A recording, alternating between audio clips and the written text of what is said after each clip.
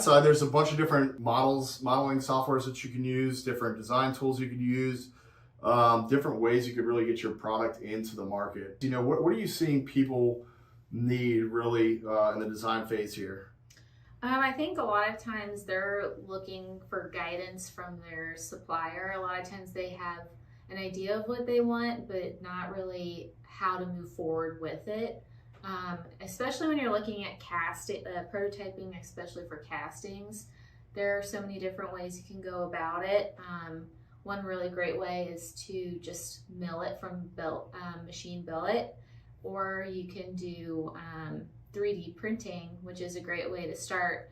For example, if you're looking to prototype, but you know that your end goal is permanent mold manufacturing, you have to have draft on the part versus if you were to machine it, you don't need draft. So when you're developing those prototypes, I think a lot of those designers are looking for guidance on where they need to add draft, so when they are creating that prototype, they're creating it as close to the manufacturing part as possible.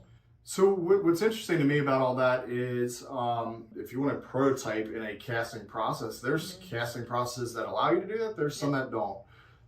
Is your prototyping, is your end goal for prototyping needing a form, fit, and function part?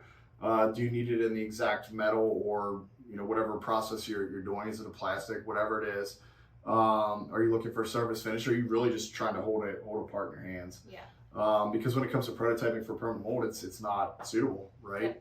Yeah. Same with die casting. It's really challenging to create steel molds to create a one-off part, and then you decide, hey, we either do or don't like what we have here, and then from that perspective, it is set in stone as it asks here, but really the overall design process, I think, as you're prototyping, isn't set in stone, and that's really the point of the prototyping and really designing it out. Yeah. And a big key with all of this, again, end in mind, as Rachel mentioned earlier, we want to make this manufacturable. So is that manufacturable for to market? Is it manufacturable for just getting a prototype and really understanding what you have? Yeah.